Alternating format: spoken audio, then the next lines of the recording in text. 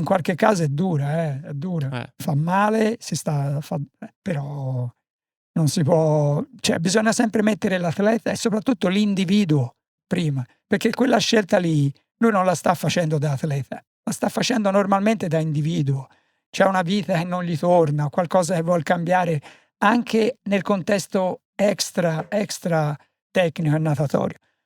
Bisogna volergli bene.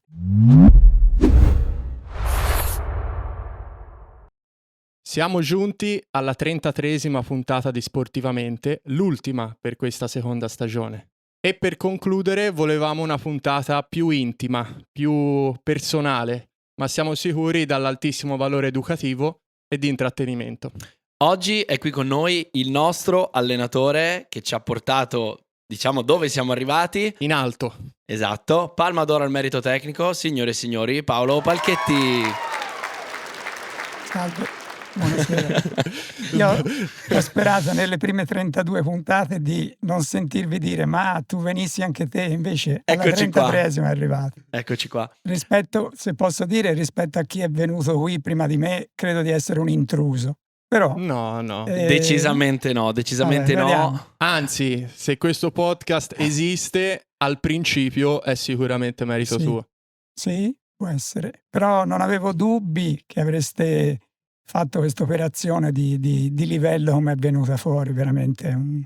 Sono qui prima di tutto per farvi i complimenti. Poi... Anche perché voi dovete sapere, iniziamo così proprio a braccio, voi dovete sapere che tutti i progetti che nascono da noi due sono stati ampiamente discussi durante gli allenamenti, con ovviamente le urla di Paolo che ci voleva più concentrare. E con la validazione di Paolo, perché delle volte ti chiedevamo anche pareri, consigli. Il percorso era capire che stava nascendo qualcosa, perché veramente si vedeva in allenamento anche in momenti in cui non era magari proprio opportuno discutere e vedevo e dicevo vabbè, finché non vengono a dirmi di che cosa si tratta lasciamoli fare.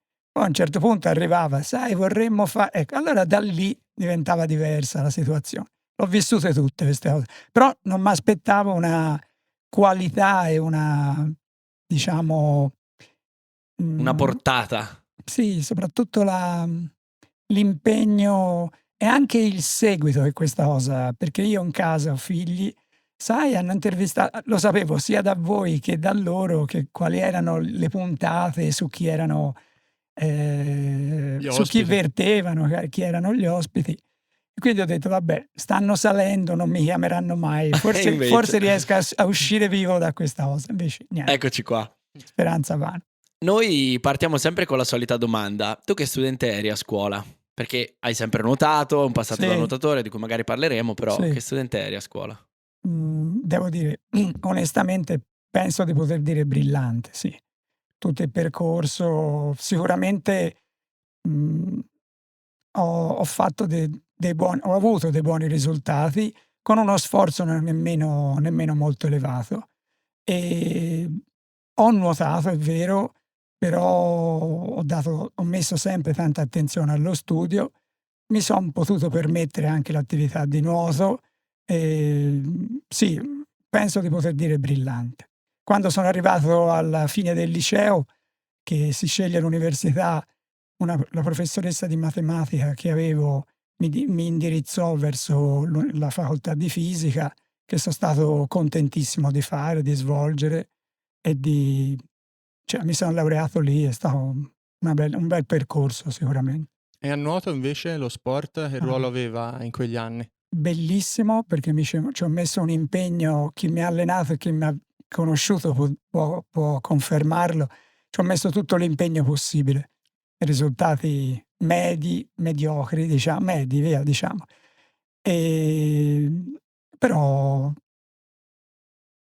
ti è servito, possiamo dire che... Allora sì, è un discorso ampio, molto ampio, qui si entra nella dual career e così via, che non mi riguarda perché io non ho avuto dual career. Io quando sono arrivato a avere i primi, diciamo, esami universitari a fisica, con un esame di coscienza ho capito che non valeva la pena fare l'attività natatoria, anche se mi divertiva tantissimo, mi divertiva stare nel mondo del nuoto, mi divertiva mettermi in gioco. Non è divertimento mettersi in gioco, è una cosa importantissima. Io sentivo che crescevo nel mettermi in gioco con lo sport, che poi è la vera base per cui si fa lo sport.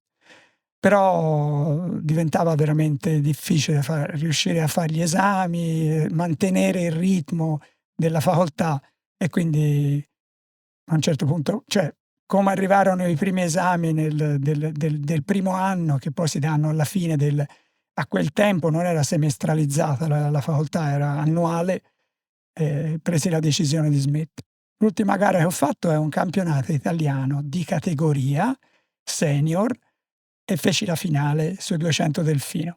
Una garetta così proprio, 200 delfino. Ho chiuso la mia Infatti carriera. tu eri un delfinista. Sì. Sono storici gli allenamenti massacranti Sì. dello Zabberoni a delfino, 40 da 100 a delfino e via andare. Erano Sì. altri tempi. Sì, un altro completamente una cultura dei metabolismi e delle proposte in acqua che devo dire adesso è molto diversa. Cioè, per qualche atleta può essere valida, può essere proficua, opportuna, infatti non bisogna mai escludere le possibilità per molti atleti sono allenamenti che non è detto che risultino proficui, ecco. Ma ci entreremo poi nel Sì, discorso tecnico. Però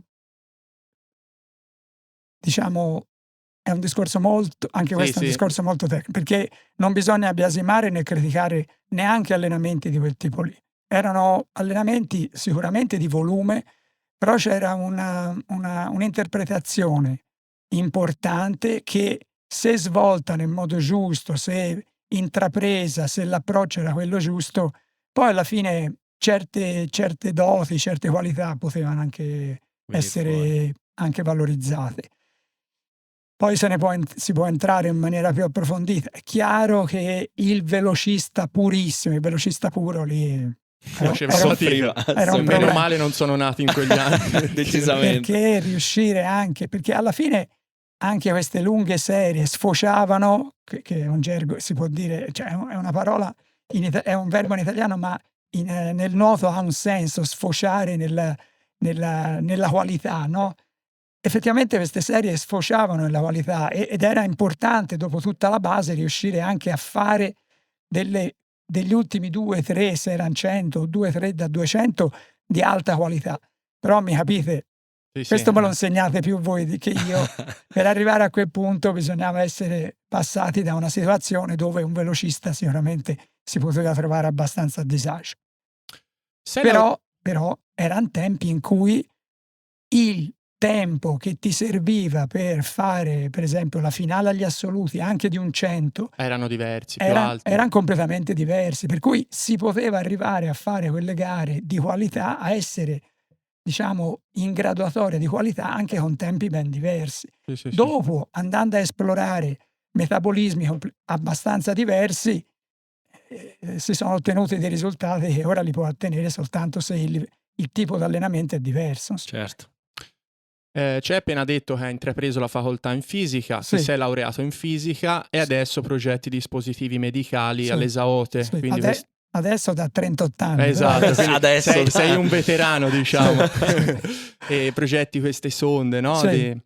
E in più alleni atleti olimpici. Sì. Quando racconti questa cosa in giro, alle persone come reagiscono? E poi tu ci avresti mai creduto? No, allora non ci avrei mai creduto. Io un omaggio doveroso. Io alleno grazie a mia moglie. Perché, questa cosa io non la sapevo. Perché il lavoro che ho portato avanti, perché io, finita la facoltà di fisica, sono entrato a lavorare, sono 38 anni che, avendo un lavoro che ti impegna praticamente dalla mattina fino al primo pomeriggio, se poi esci dal lavoro e vai in piscina, cioè la famiglia, la moglie, i 3 figli, perché ne abbiamo 3, tra l'altro anche tirati su bene. Direi. E io questa cosa, il primo ringraziamento è a lei, se mi sono potuto permettere di fare questa cosa. Perché in qualche modo mi sia riuscito a fare l'allenatore di preciso non ve lo so dire.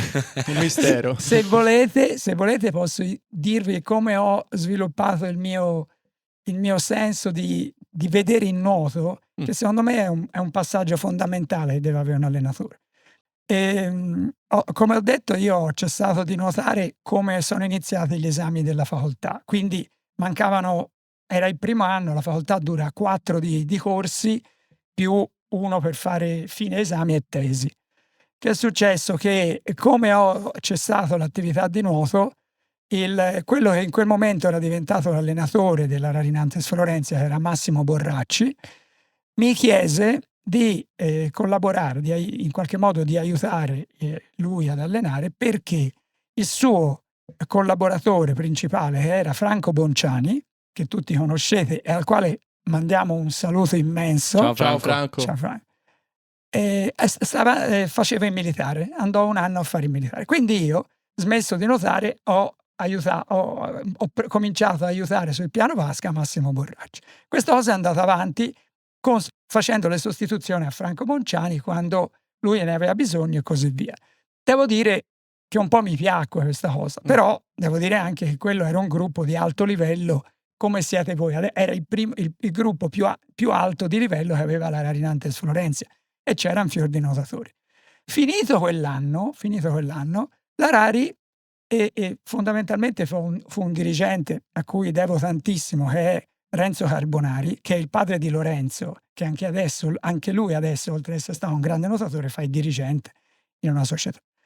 Renzo Carbonari mi propose di fare il preagonismo, i piccoli, chiamiamolo così, l'inizio... diciamo l'equivalente dei propaganda. Sì, Okay. Fra propaganda e esordientici.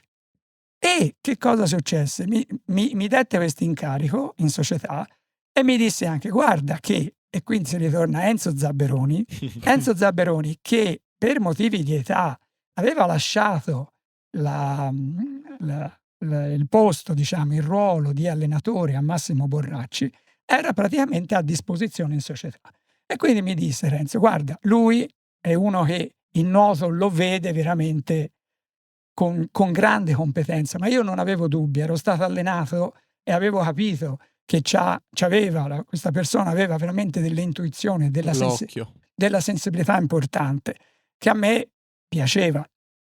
E quindi successe che in questi gruppi di piccolini che mettevamo su insieme dai corsi nuoto lì alla Rari, in qualche modo li seguivamo, non voglio, metto le virgolette, insieme con Enzo Zabberoni. Quindi successe che praticamente io facevo la facoltà di fisica, in cui i professori ti insegnano la meccanica, i vettori, ma soprattutto anche la meccanica dei fluidi, i gas. La mattina, poi studiavo e poi venivo il pomeriggio da un personaggio che era un empirico totale, cioè uno che viveva soltanto perché veramente certo. l'età che aveva, dove era cresciuto e tutto. Lui non aveva, non lo voglio offendere, perché strumenti, per me è un signore veramente, però non aveva la scientificità, non aveva la scienza, però aveva delle intuizioni che praticamente era come se mettessi in pratica quello che imparavo in facoltà, perché no, ma vedi le mani, lui le sta chiudendo, non le deve chiudere perché basta così, prova a vedere, non passa il fluido, no? Cioè delle cose che poi ti metteva a studiarle, anche i gas, la respirazione, come si riempiono i polmoni, era una cosa... io ho fatto un campus di 4 anni e mezzo, 5, insieme a Enzo Zabberoni. Di alta formazione, di perfezionamento. Io non sapevo in quel momento che poi sarei diventato, anche perché il mio obiettivo era studiare, in famiglia non è che potevo andare lì a dire guardate vado a fare l'allenatore, no. Come vi ho detto prima, il percorso di studio era stato brillante, l'università stava andando, cioè la prima cosa era laurearsi. Chiaro. Me lo devi dire anche te, perché certo. anche te hai fatto la stessa cosa. Esatto, un percorso molto simile, paragonabile. Sì, anche perché lui quando venne a Firenze venne con il padre, se vuoi posso anche ridisegnarti la scena, eravamo alla balaustra di Bellariva e tu e tuo padre mi diceste, io studio, qui vengo, mi alleno, posso anche smettere, e il tuo babbo mi disse, lui deve fare medicina, perché ecco come è andata a finire. E poi passato in consegna, esatto. E poi 2 Olimpiadi italiano. Poi gli dissi, vabbè, proviamo, nuotiamo, vediamo un po'. entrò in acqua, disse aspetta un attimo, proviamo a farle tutte e due e poi si guarda. Quindi questo è stato l'incipit della mia situazione. I piccoli li ho portati avanti per un po' di... Mi ricordo anch'io, mi hai preso da categoria ragazzi comunque. Sì, però dopo che ho fatto questi preagonismi, categoria C e così via, dopo ebbi un incarico da esordiente A che poi sono diventati ragazzi e sono la tua generazione. Ma questa esperienza con i più piccoli ti è servita Tantissimo. poi anche a vedere il prospetto futuro? Tantissimo. Ma poi una cosa che mi viene in mente... Tantissimo, perché questa persona, Enzo, aveva l'abilità di vedere le qualità del nuotatore, di vedere dove poteva arrivare, è una cosa importante, veramente. Infatti, ancora per celebrarla ancora, anche perché poi non voglio evitare di dire che comunque chi l'ha seguito, Massimo Borracci, ha allenato, tra l'altro introducendo i primi cambiamenti metabolici che in quel momento stavano, diciamo, il gruppo degli allenatori in Italia si stava un po' aggiornando rispetto a queste, quindi queste proposte, chiamiamo così, di grande volume, un po' cominciavano a lasciare il posto anche a dei lavori un po' più di qualità. Quindi lui, cioè ognuno degli allenatori della Rari, Massimo, niente da dire, ha avuto risultati e ha fatto appunto anche un ottimo lavoro di cambiamento sul passaggio anche di metodologia. Però cosa stavo per dire? Aspetta. Parlavamo dell'utilità, della sensibilità A me disse, te puoi arrivare a fare 2,8, 2,9, 2,10, ma non puoi far meno. C'aveva ragione. Quindi io non lo dico agli atleti perché... Sì, però lo vedi. Però lo sviluppi. Ogni allenatore, man mano che diventa anche, diciamo, più esperto, un po' queste domande se le fa. Dove può arrivare questo atleta? Cosa può fare? E bisogna stare attenti perché nel nuoto giovanile non è difficile azzeccarci. Anzi, è facile sbilanciarsi. Esatto, non è difficile sbilanciarsi e commettere anche, perché insomma, ma ci arriviamo. Sbagliare prospettiva non fa bene a nessuno, ecco. Ma è una cosa che mi viene in mente, sentendo e anche ripercorrendo la tua storia, che noi, vabbè, un po' conosciamo, è anche la pazienza di arrivare e magari anche superare le proprie aspettative, quando molto spesso ci si trova allenatori giovanissimi che, finita la scuola allenatori, vogliono subito fare l'alto livello e magari saltando tutta quell'esperienza che ti dà invece partire dai propaganda, passare ai ragazzi, passare alle giovanili, per poi magari coltivarsi il gruppo di assoluti. Quanto ti ha aiutato aver letteralmente insegnato l'agonismo ai bambini, poi da allenatore di chi, non lo so, punta a vincere le Olimpiadi? Sì. Bella domandona. Allora, separiamolo. Io non mi prefiguravo una fra virgolette carriera da allenatore di primo livello, perché sapevo che avrei lavorato, che il lavoro sarebbe stato primario nella mia vita, che tra l'altro ero già a un certo punto entrato nell'azienda dove lavoro. È un'azienda che vive di competitività totale, cioè certo, sta sul mercato, i prodotti devono essere di qualità, per cui priorità quella cosa. C'è una controprova in quella cosa che sto dicendo, che è questa. A un certo punto, quando sono arrivati i primi atleti di alto livello che facevano risultati a livello di anche internazionale, juniores, parlo di Carlotta Toni, Federico Bussolini, anche Niccolò Florenzano. E questo è un pezzo di storia che secondo me sapete anche voi. Sì. Noi facemmo un accordo con un allenatore professionista alla Rari, che era Sergio Pasquali, che in quel momento era libero, era reduce da un'esperienza a Torino, proprio perché io dissi, io non posso fare l'allenatore, fra virgolette, a tempo pieno, cioè mattina e pomeriggio in vasca. Questi atleti hanno bisogno di questa cosa e quindi noi come Rari Nantes Florenze, insieme ai dirigenti, che poi sono quelli che mi hanno fatto crescere, sono Marco Aglietti e la Rossana Sormanni, avete conosciuto anche voi, lungimirante, dice sì, è una cosa da fare, si mette che l'elite pura si fa, la facciamo seguire da un allenatore professionista che sia in grado di seguirli sia la mattina. Io la mattina lavoravo e così via. Quindi io ero, tra virgolette, con la coscienza a posto da questo punto di vista, cioè non ero proiettato e non mi ero previsto, non mi ero proiettato come allenatore di elite e così via. Quell'esperienza lì però in qualche modo benissimo, risultati per loro, per Carlotta e tutto. La generazione che era subito dietro, e qui parlo di Filippo, Megli, di Lorenzo e così via, non sarebbe stato facile fargli fare la stessa cosa. Erano più piccoli, non era facile perché comunque, insomma, per come si incastrarono gli eventi e la situazione, in qualche modo provai a continuare a seguirli io. Cioè, prima di tutto fu Filippo, che è più piccolo di voi, però era cresciuto natatoriamente un po' prima di voi. Certo. Dava già segnali importanti di qualità e di prestazionalità.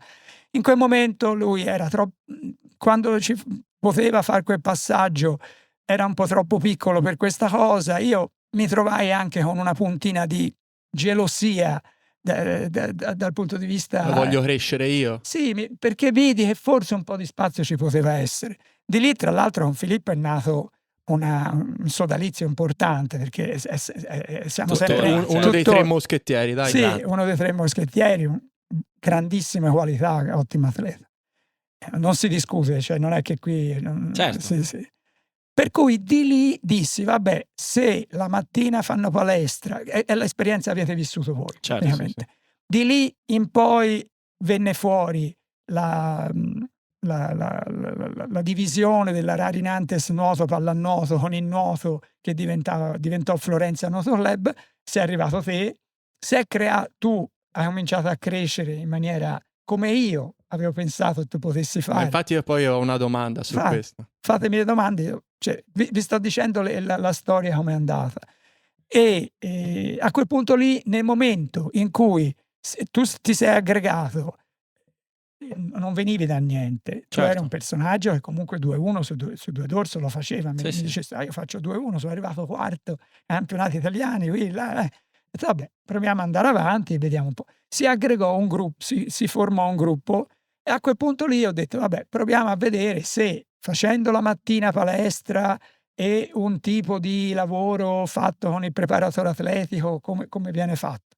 Allenamento lo facciamo al pomeriggio, quando posso la mattina i primi tempi mi sono un po' ho fatto un po' d'arrembaggio, però alla fine abbiamo strutturato una situazione che mi ha in qualche modo indirizzato verso la situazione attuale, ecco. Alla fine la dual career la stai facendo adesso, tra lavoro e piscina. Sì, perché questa è mi hai letto nel pensiero, perché a un certo punto l'avrei voluta tirar fuori, perché lui ha detto vabbè, ma io la dual career non l'ho fatto. No, molto di più, Paolo. Tu sei stato l'esempio per me in prima battuta, ma poi per Lorenzo e per i tanti ragazzi che comunque alleni, di dual career del post. Perché tu sostanzialmente hai una carriera instradata nella fisica, con la fisica, con la tua laurea, con la tua professione, però hai una grande passione che ti ha portato ad altissimi livelli parallelamente. Quindi cioè non siamo nessuno per dare i bollini di dual career, però ce l'hai la dual career. No, allora, sicuramente la passione,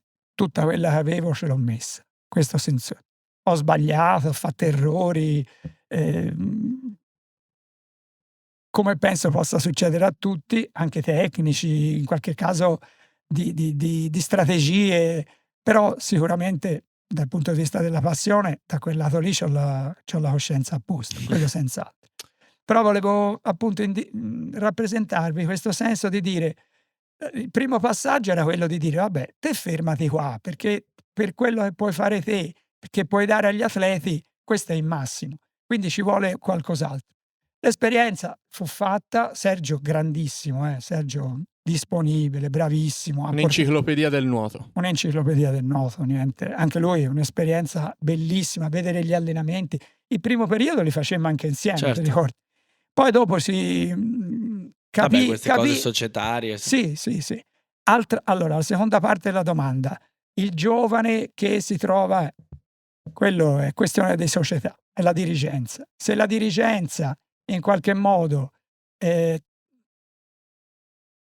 scelgo il verbo giusto, tollera potrebbe essere un verbo da usare, oppure permette potrebbe essere un altro, oppure non riesce a evitare che il giovane allenatore si faccia quasi una carriera cioè se la Inventi se la lui. inventi, perché ha un atleta, questo non è facile metterci mano, cioè dipende da cosa vuol fare la società. Ma io la domanda che avevo fatto era un po' più, cioè tu nella tua esperienza che hai fatto la gavetta, Sì. cioè tornando indietro, No, io tutte... la considero fondamentale. Ecco, questa era la domanda. Secondo me senza quello diventa difficile. Anche perché chi ci segue non sa che nei primi anni in cui il gruppo stava nascendo, come ci hai detto tu, come ci hai prospettato tu, insieme a Matteo che da lì a 2 o 3 anni avrebbe fatto il record italiano, Filippo che ci avrebbe messo un anno in più, Lorenzo che avrebbe vinto le medaglie alle Olimpiadi, c'erano Paggio, tanti ragazzi, ora mi è venuto solo lui, ma Fattini, Fellini, 1000 ragazzi bravissimi, squisiti, ma che faticavano a fare i tempi magari per i campionati regionali. E quindi uno dice, oddio, ma com'è possibile questa cosa? Se uno avesse voluto fare allenatore di alto livello, punto, avrebbe dovuto fare pulizia, perdersi magari tante esperienze. Sì, era quasi un'anomalia, perché tenere insieme atleti di categorie differenti magari non è facile. Nel mondo dello sport professionistico ci sono anche tante prime donne che vogliono gli occhi solo su di sé, no? È un discorso ampio. No, è ampio, però questo è un complimento che vi fate per voi, questo, perché voi avete condiviso corsie, allenamenti e situazioni con atleti di categoria prestazionale sicuramente diversa. È un merito che avete, loro ve lo riconoscono tutti, perché quando li a parte è vero, categoria prestazionale dal punto di vista natatorio, dal punto di vista intellettivo, dal punto di vista umano e soprattutto di comprensione delle spiegazioni che l'allenatore stava dando o che andava a dare. Feedback che venivano a me e anche a voi, perché comunque c'era un'esaltazione da parte loro verso di voi. E impegno anche, perché si impegnavano. Infatti una delle mie ragioni maggiori di orgoglio è che comunque io nel percorso, alcuni di loro li conoscete, altri precedenti a voi magari non li conoscete, ma sono tutte persone che hanno avuto una formazione umana, una formazione e anche professionale attuale di cui veramente io vado orgoglioso, perché tra virgolette ho allenato persone che adesso sono in giro per il mondo, chi è alleni e diventa quasi dirigente, o chi alle Nazioni Unite, chi a Dubai a inventarsi aziende. Sì, è vero. Esatto, quindi voi in questo non siete superiore a loro, cioè, con tutti bisogna ancora camminare. Con tutti i complimenti che vi posso fare, cioè, da quel punto di vista. E infatti è vero, venire a allenare quei gruppi lì era in qualche modo ambiguo, no? Cioè da certi atleti ti potevi aspettare qualcosa, da voi bisogna... Poi piano piano, come avete visto e l'avete provato, alla fine è stato un imbuto, no? Sì, alla certo. fine di lì passano soltanto quelli che hanno delle qualità per andare avanti. Però voi, io, tutti, bisogna andare orgogliosi di quel percorso lì.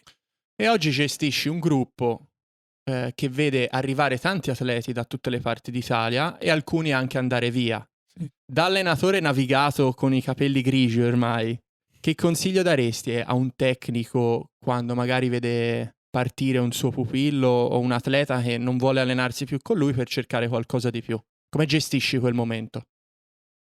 Comprendendo l'atleta e assecondando l'atleta in tutto e per tutto. Non c'è ragione di piccarsi, di cercare di trovare argomentazioni che in qualche modo possano fargli cambiare idea. Non è così. L'atleta vive della sua vita, cioè lui sta facendo una strategia e la vita è sua e solo sua. La carriera è sua e solo sua. Se lui ha un'intenzione, ha una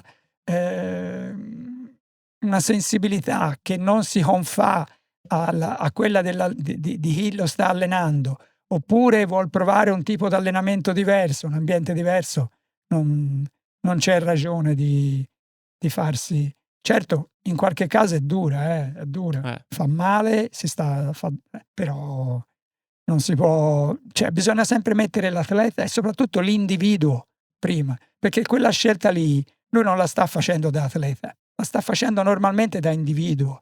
C'è una vita che non gli torna, qualcosa che vuol cambiare anche nel contesto extra tecnico e natatorio. Bisogna volerli bene. Io credo di essermi comportato così.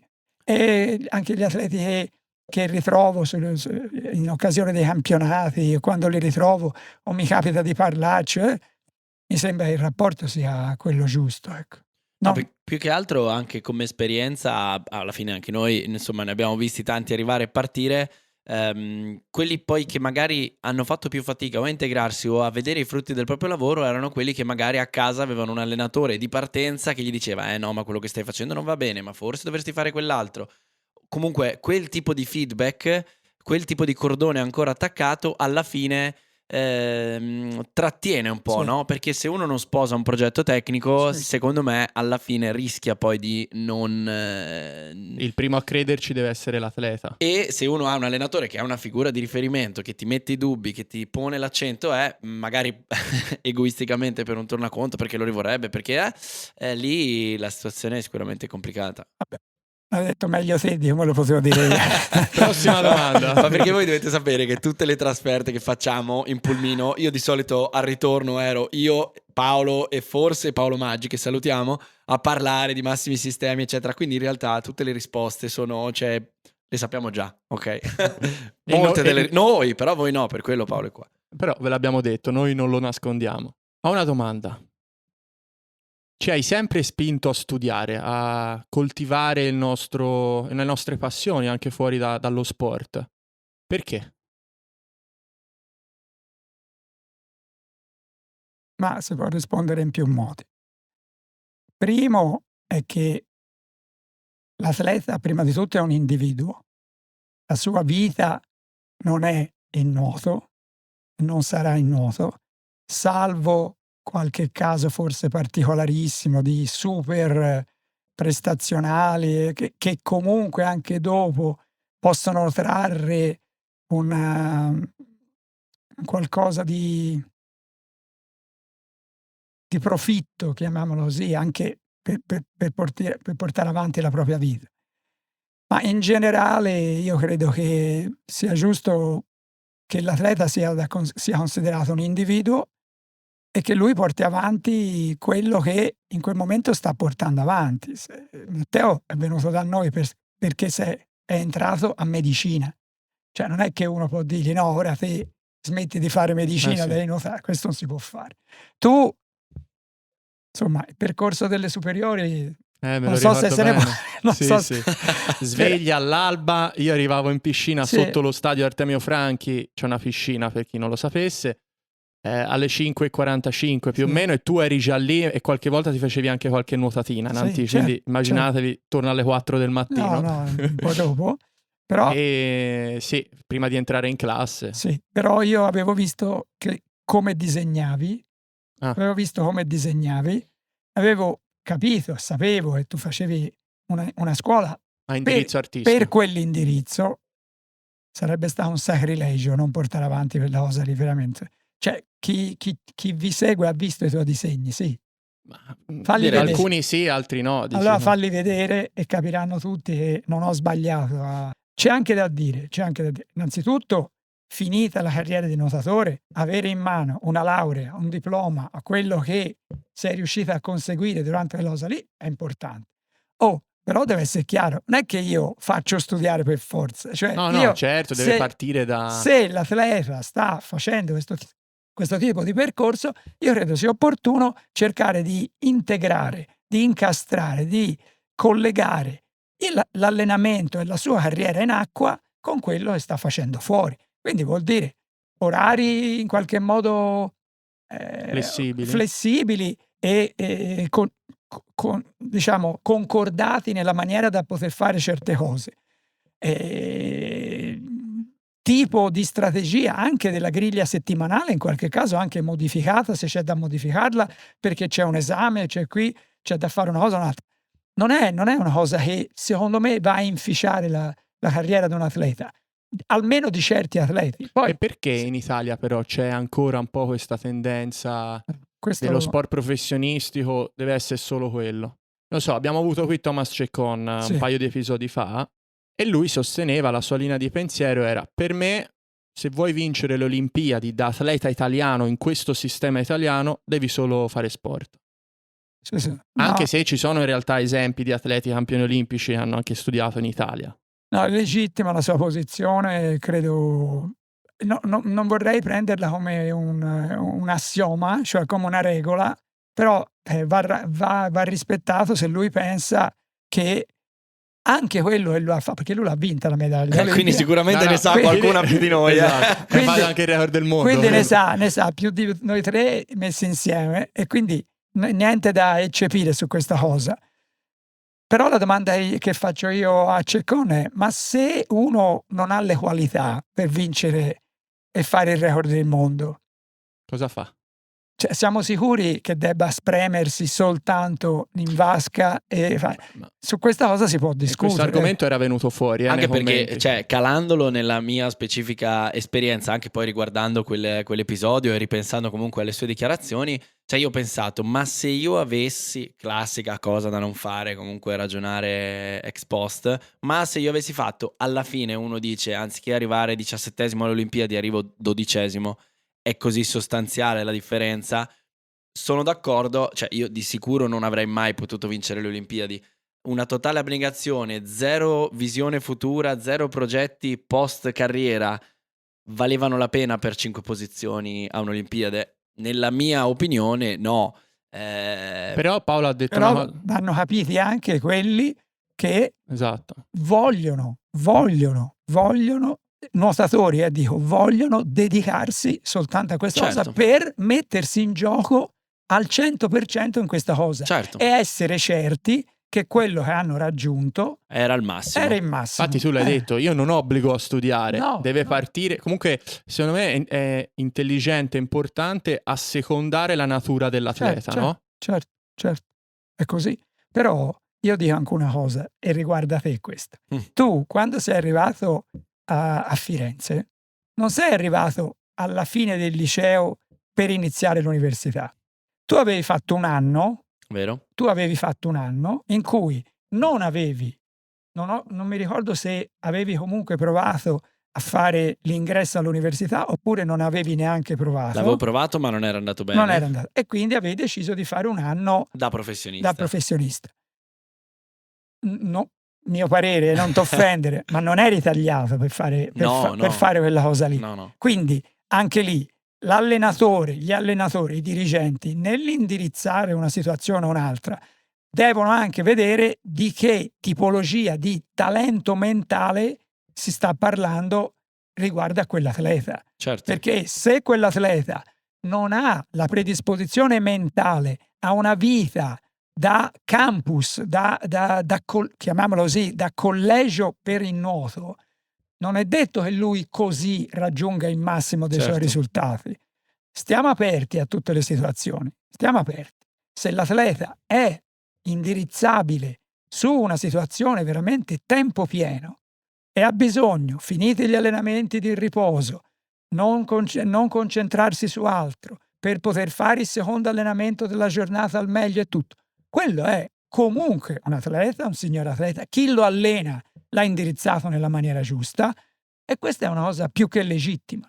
Se invece l'atleta manifesta delle situazioni in cui dice: no, guarda, a me serve anche staccare o fare un'altra cosa, imporgli una cosa diversa secondo me può essere sbagliato. Bello, questo mi piace perché non avevo mai pensato alla nostra assolutizzazione della doppia carriera, cioè della serie tutti dovrebbero studiare. Effettivamente da tecnico che ne ha visti passare tanti, dici no, se tu hai lo spazio mentale per poterlo fare, fallo, se no lascia perdere. E anzi, non vogliamo far sentire nessuno sbagliato se non ce la fa a studiare. Non Ed deve. è molto bello che emerga ora questo ragionamento, No. nell'ultimo episodio No. della seconda stagione. Sì, Perché, vabbè. no, però è interessante. Ma- Questa...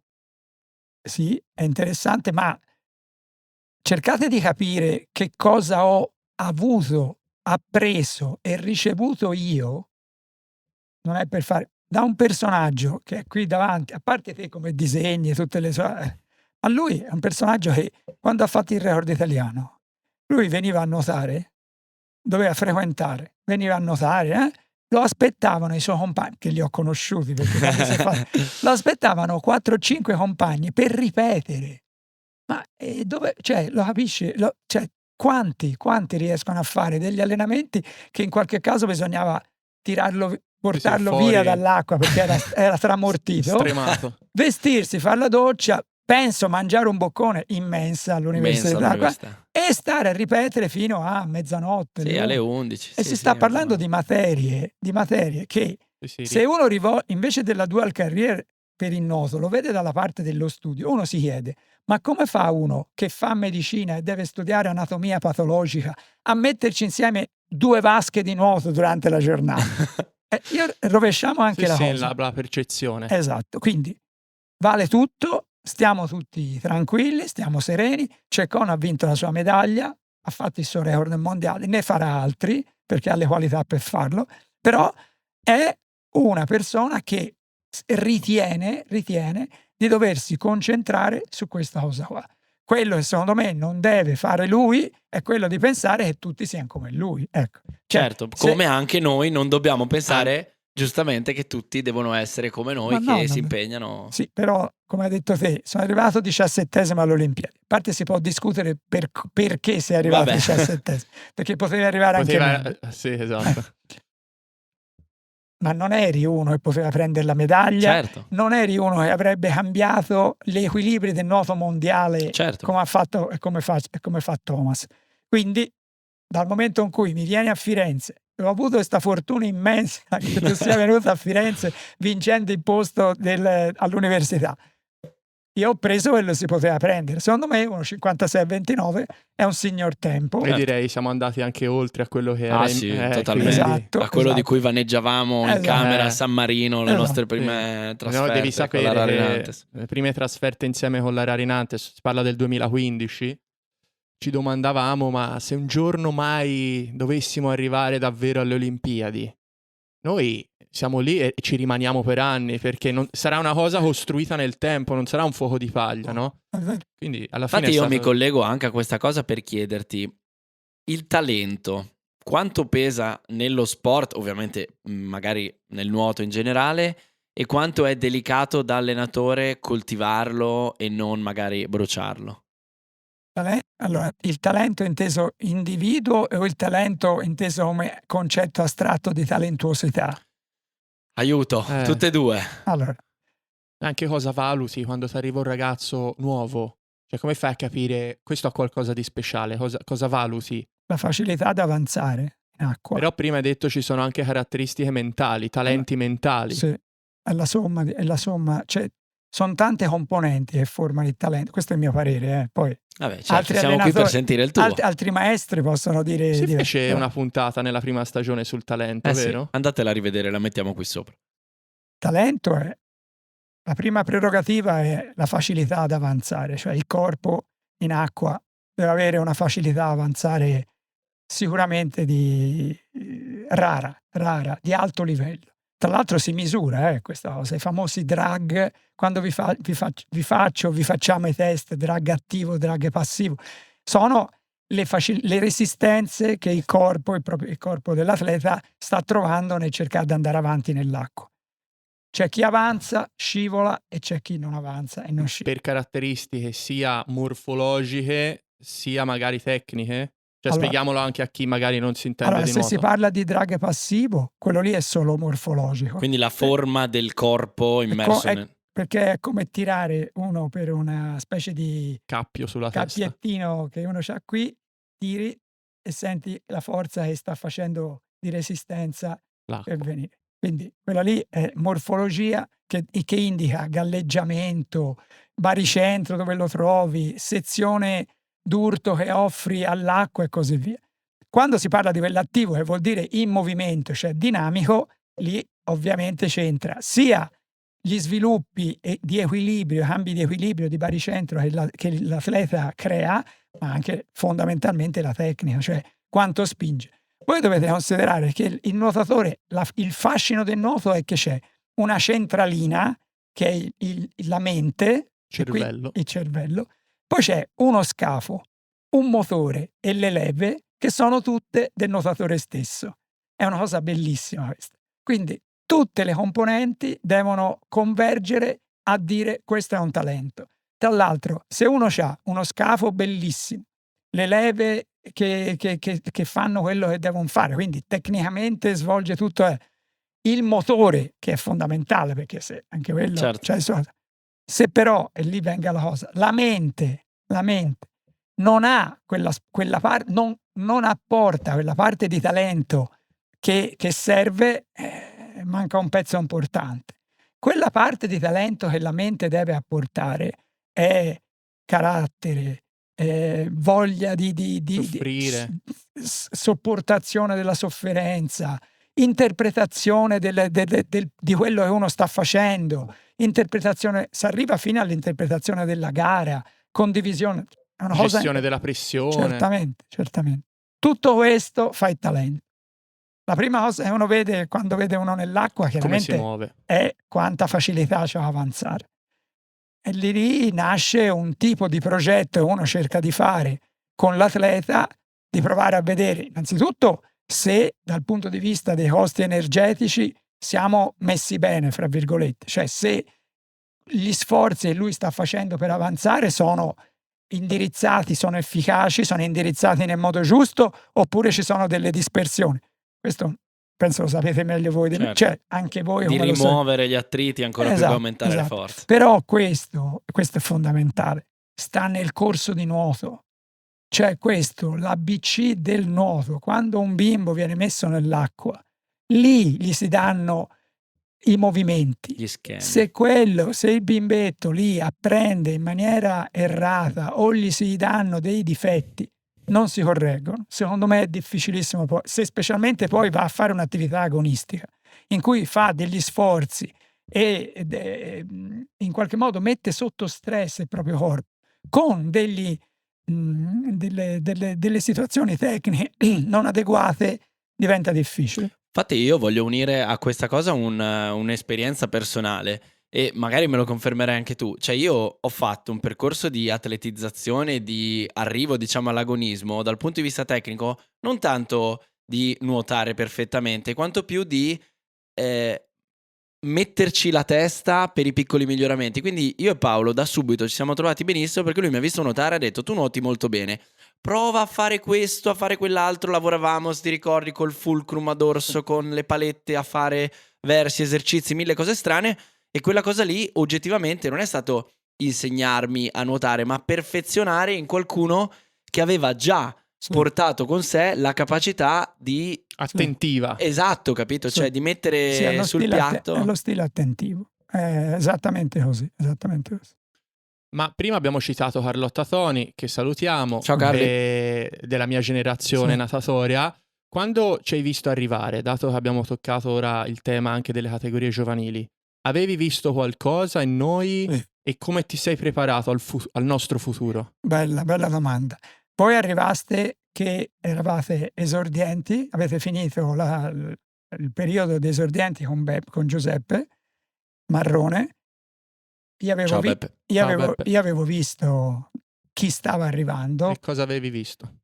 Qualità, voglia. Ma a delle gare o venivi? Perché io ho visto anche gli allenamenti. No, io ho dei ricordi confusi di quello. No, ma io avevo visto le gare, gli allenamenti. Poi Giuseppe mi teneva al corrente di tutto, perché il primo a credere in voi era stato lui. Sì, che poi è anche da dire a chi ci segue e chi ci ascolta, Carlotta più di me sicuramente in fase giovanile, ma io non avevo avuto risultati che facessero pensare, cioè ero scordinato Bravetto. sì, bravo, ma come Sì, tanti, diciamo. sì. Quindi ero curioso di sapere appunto cosa avevi visto. Però c'era una leggerezza qualitativa in acqua e soprattutto, e anche questo è un concetto importante, il passaggio da adolescente a adulto, l'allenatore negli atleti che in qualche modo stanno dando dei segnali di qualità, in qualche modo lo vive, chiamiamolo così, con ansia,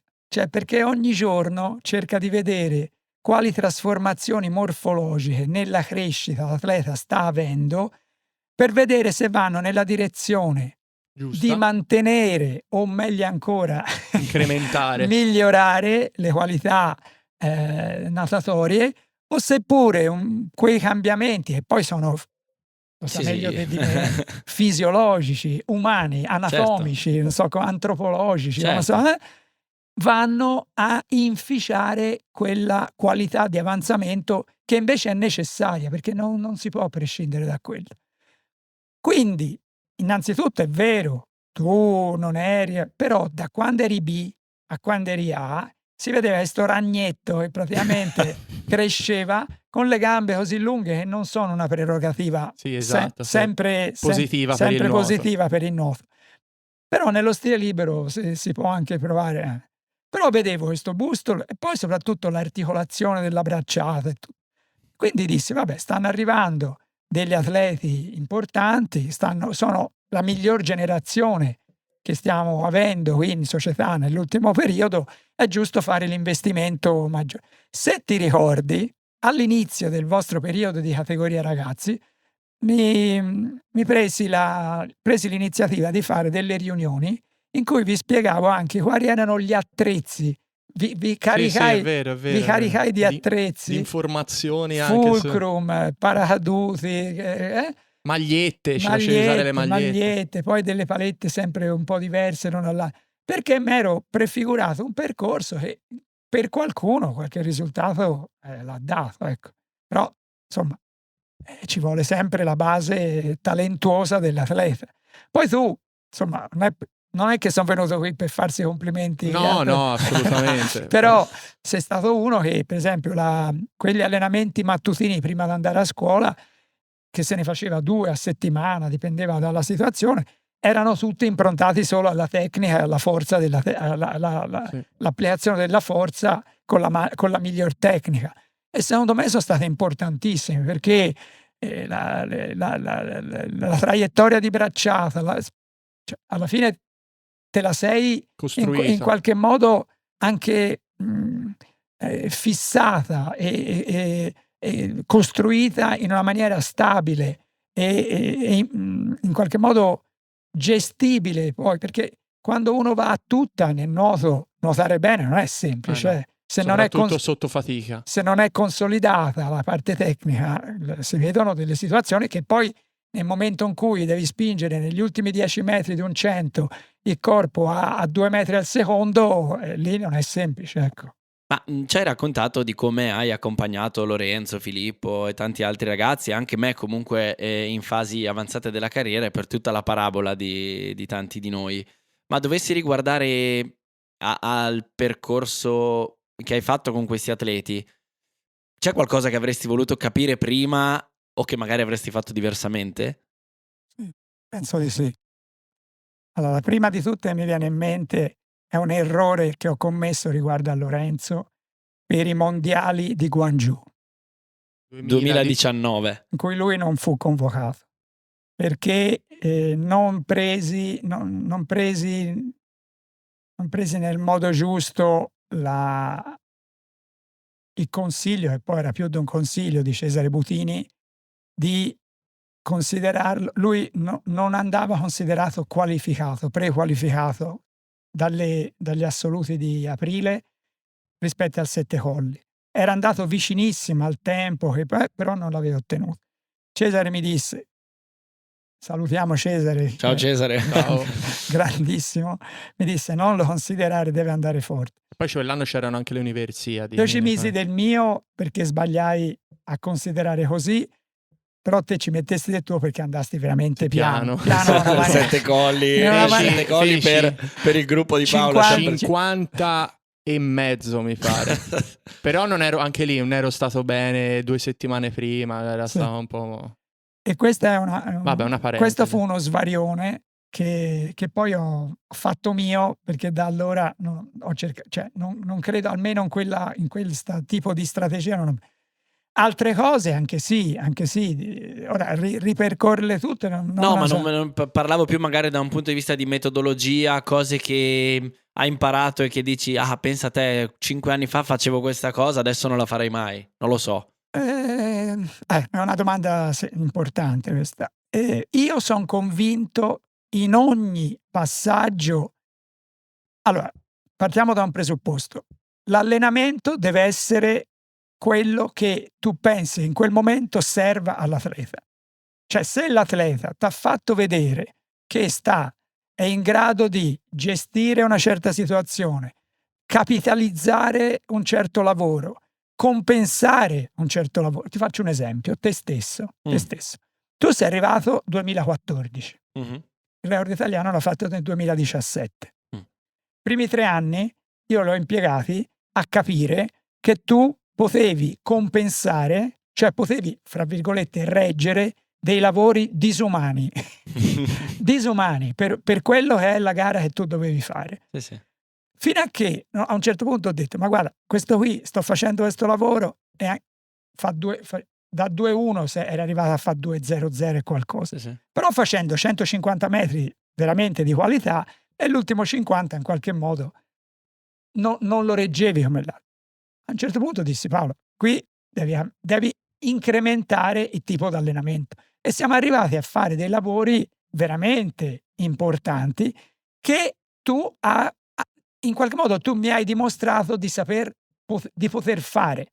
Se tu dopo la prima volta uno te li fa fare, ti avessi visto morto e tu mi stai una settimana morto, per rivedere un altro allenamento di livello ci vogliono 10 giorni. È chiaro che quello non è questo per dirti che sono gli atleti che indirizzano l'allenatore verso un tipo di allenamento o un altro. Mi giustifico dicendo: sì, forse in quel periodo potevo fare certe cose, adesso non le farei, perché gli atleti, forse non gli serve quel lavoro lì che in quel momento si faceva. Vale per alcuni che ho adesso, vale per esempio nel momento in cui non ho più te, non è che faccio fare 8 da 200 a dorso con le porziere a 3 minuti, finendo 2,8, 2,7, che sono cose, cioè, dove le trovi uno che fa una certo. Quindi l'idea che mi faccio io è, allora, innanzitutto io ho un archivio importante e vado anche a riprendere degli allenamenti di anni fa che magari non ripropongo sistematicamente, ma comunque mi capita di riproporre, vedendo un po' quali sono i responsi che l'atleta mi sta dando. Poi dipende dalla qualità e dalla tipologia d'atleta che ha in quel momento nel gruppo, ecco, tutto lì. E quando pianifichi una stagione olimpica, quanto è appunto pianificazione e calcolo matematico e quanto invece è magia? Te usi spesso questo termine, il nuoto è magia. Cioè anche questa cosa di personalizzare vedendo il feedback dell'atleta, cioè secondo me è una cosa curiosa, perché anche noi comunque che ci confrontiamo con tanti nostri compagni di nazionale, amici, l'allenamento è quello, punto. Se ci sei o non ci sei, si va in quella direzione. Con te invece è sempre stato lui oggi è così, allora fa un po' meno, tu così, allora quasi ne fai uno in più, quell'altro oggi fa il riscaldamento e se ne va. E questa è una cosa secondo me rara e anche, secondo me, anche all'avanguardia, nel senso molto, chiamiamolo biofeedback, cioè nel senso queste cose in cui c'è una capacità di lettura della situazione fisiologica del momento e una proposta estremamente adattata. Sì. Questo qui mi hai toccato un nervo. All'inizio non lo facevo. Infatti io qua volevo stimolarti su questa cosa, perché però voi lo reggevate. Tu ci hai risposto ma non ci hai risposto. Adesso ti ho risposto. Ecco. Questo non lo facevo, però c'ho dalla mia la giustificazione che non eravamo atleti così evoluti. Non eravamo atleti evoluti, non c'era l'interpretazione qualitativa che adesso l'atleta riesce a dare, perché tu puoi dire a un atleta il giovedì, se tu hai fatto lunedì, martedì e mercoledì, di altissimo livello. Si sono viste delle cose veramente che ti mettono, è come aver messo in cassaforte, I soldi in banca. è come aver messo un bel gruzzolo in banca. Lo vedi morto, come ti è successo a volte a te di non riuscire nemmeno ad arrivare. Che vuoi fare? In quel momento lì devi l'esperienza, dal principio non lo fai, c'ha paura. Da piccolo, da allenatore non esperto, tu hai paura, perdi la giornata. No, io questa cosa adesso l'ho persa.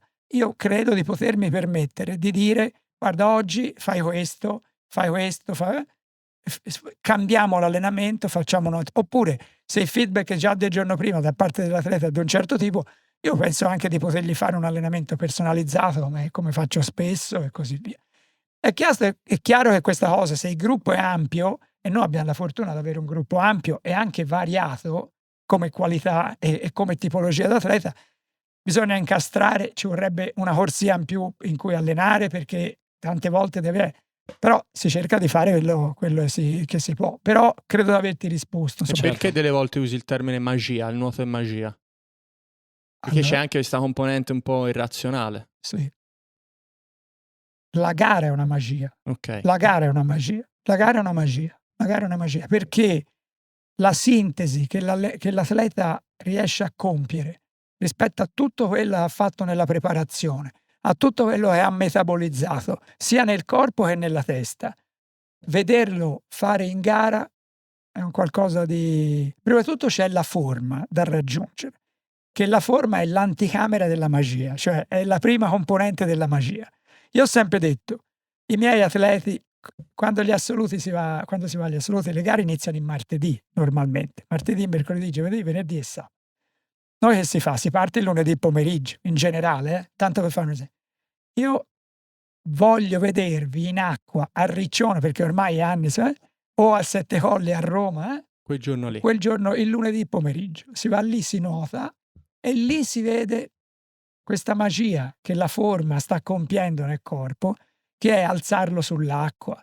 Cioè, noi insomma, abbiamo un'esperienza, noi è un Filippo Megli, no? Filippo Megli quando è in forma praticamente si cambia totalmente. È una persona diversa. Sono modifiche morfologiche, alleggerimenti a livello muscolare, perché si ripuliscono dalle scorie, e la somma di tutto porta a una cosa del genere. Filippo per me è stato un atleta che m'ha dato un senso di esperienza infinito, veramente bellissimo, perché anche in queste modifiche dell'allenamento, ne ha avute di tutte, perché prima la spalla, una sfortuna il Covid. Il Covid più grave che sia stato fra quelli, rispetto totale per chi chiaramente sportivamente parlando. Sto parlando sportivamente, però ha avuto una mazzata clamorosa. Quindi ogni volta riadeguare, però sempre cercando di renderlo e rimetterlo in una situazione prestazionale.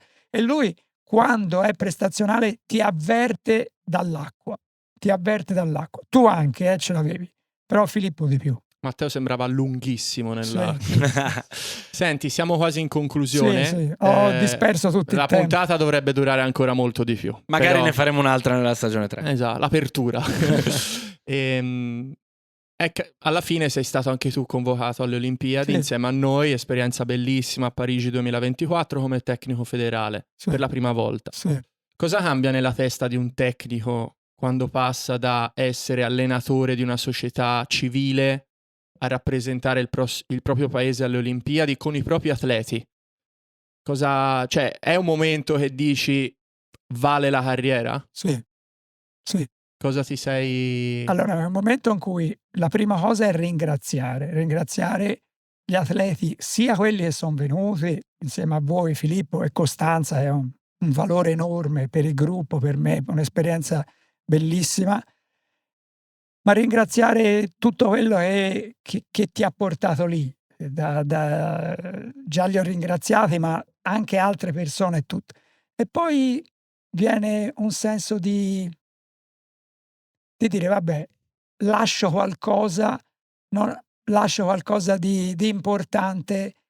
Una legacy. Sì, è una vita che ha un suo compimento. Sì, prende un colore, come se cambiasse un attimino una sfumatura di colore che credo sia legittimo che uno possa avere. E Ecco. poi io mi ricordo, da appassionato di sport in generale, quale sei, ti mettevi a guardare le pallanuotiste cinesi, sì. poi andavi a vedere, magari quando si andava nel villaggio a fare colazione, vedevi il keniano che correva e diceva ho visto oggi un keniano, ma c'hanno una leva, una caviglia, sono dosi di esperienza e di crescita dal punto di vista sportivo, metodologico, umano, che non puoi avere se non lì. Ecco, è una cosa bellissima. Bellissimo. Vabbè, direi è stato bellissimo anche noi, perché comunque è stato anche per noi, no? Totalmente. Avere il proprio tecnico là comunque ti dà, cioè, aiuta a compiere la magia anche per noi, quindi... No, ma poi soprattutto nello specifico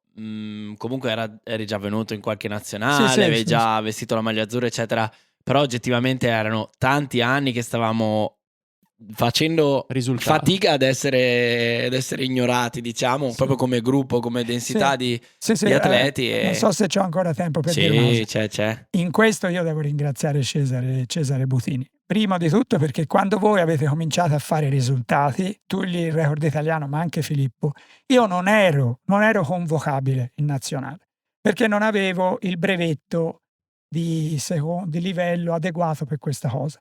Quindi Cesare mi chiamò e mi disse guarda, io ho guardato, perché per dire quando siete andati a Gwangju tu eri primatista italiano già, e Filippo lo stava per diventare, l'ha fatto lì, però eravate in due e lì. Mi disse però io non ti posso portare perché è una cosa, ti manca il patentino, brevetto, e questa cosa non è derogabile.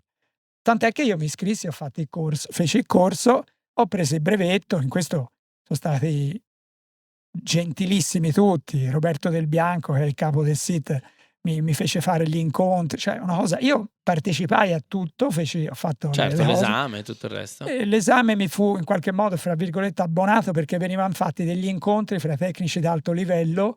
Io partecipavo sia per il dorso che per lo stile libero. Alla fine mi accordarono come se fosse stato l'esame. Quindi voglio essere onesta anche in questo.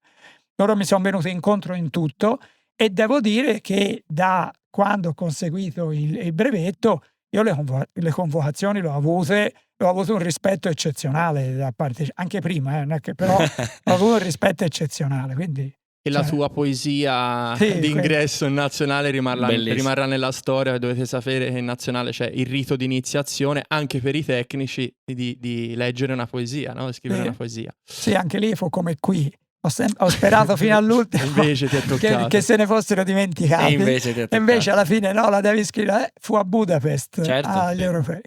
Standing ovation, c'era la Pellegrini, applaudire, tutti. Vabbè, scrissi due righe in maniera, diciamo, di sensibilità, ecco. Una domanda al volo e poi siamo davvero in chiusura. Da scienziato e da allenatore esperto quale sei, quanto pensi che siamo vicini al limite biologico umano nelle performance natatorie? Magari in alcuni eventi più di altri, però. Alcune gare. Sì. Cioè, in cosa si può migliorare? La talentuosità dell'individuo, secondo me. Quindi l'evoluzione in poche parole. No, reperire e selezionare un talento che sia superiore, che abbia un drag inferiore, che abbia una facilità ad avanzare ancora migliore di quella che hanno chi sta facendo. Quindi non è tanto anche le potenza, le proposte. È più quasi allargare la base o magari alzare il livello medio così che le maglie filtrino meglio. Potenza. Siamo già vicini al limite. Non sono degli quanto, atleti mostruosi. Però capisci me, cerca di seguire, cioè per spiegare. Se tu fai tot watt, 100 watt stai sviluppando, il tuo corpo con questi 100 watt si muove a 2,1 metri al secondo.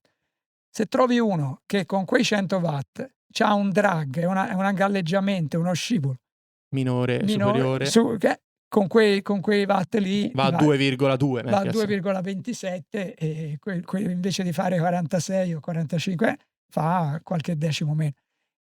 Io penso sia anche le metodologie di allenamento che però adesso sono tutte abbastanza esplorate, non è che le Sì, sì. tecniche, devo dire la verità, se uno vede nuotare chi fa adesso il primato del mondo su 100, sto parlando di 100 stili, Certo, però si sì, può sì. dire, cioè, nuotare meglio di così non credo, cioè, Difficile. le traiettorie sono quelle, le spinte sono quelle.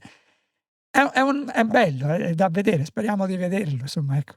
Voi sì, io sono un po' là con le Ma- insomma, però vediamo. Abbiamo un'ultima domanda ed è: in 30 anni e passa da tecnico, ma una vita passata in piscina, c'è qualcosa che hai imparato o comunque quella che hai imparato che ti sembra di maggior valore? Mettersi in gioco. Cioè la cosa di dire provo a fare questa cosa, mi confronto con gli altri, con me stesso e con gli altri, vado, quello che succede, poi mi ripreparo per la volta dopo. Questo è l'insegnamento più grande. E i genitori, non tutti saranno genitori di campioni, no, non tutti. Ma se vedono nel figlio questa voglia di mettersi in gioco, questa luce negli occhi, quando c'è da mettersi in gioco, è fatta. È un traguardo che è un cimelio, è un valore che loro come famiglia si potranno vantare di avere per tutto il resto del tempo. È importantissima questa cosa. Bellissimo, questo mi sembra una sintesi anche del metodo scientifico, perché alla fine metti in discussione tutto e riparti Sì. finché non fai lo step. E devo dire, quando io dico che l'allenatore dà agli atleti, no, ma è molto più quanto danno gli atleti all'allenatore, dico per questo, perché la forza che uno vede nell'atleta di superare l'ostacolo, essere disponibile a fare un lavoro e poi dire no, ma voglio fare anche questo, essere disponibile a fare una gara, a dire vabbè, è andata male, ma io riprovo. È una cosa enorme, questa cosa è enorme. E l'allenatore si metabolizza questa cosa ed è un insegnamento enorme, veramente enorme. Io la reputo un insegnamento enorme. Grazie Paolo, per noi è stato un piacere ospitarti qui. Sì. Hai visto, ti abbiamo stupito. Il libro non te lo diamo perché ce l'hai già. Ce n'ha una pila così. Esatto, sei stato uno dei primi a riceverlo. E noi ovviamente vi chiediamo di seguirci, ci rivediamo con la stagione 3, vi ringraziamo per il supporto e tutto il resto e poi ci vediamo nella sezione metodi riservata agli abbonati perché abbiamo un po' di domande molto tecniche da rivolgere a Paolo. Lui storce gli occhi. Ancora? No, ma sì. una cosa veloce solo per chi paga per ascoltarti. Ciao! Quindi ancora? Sì. Ciao.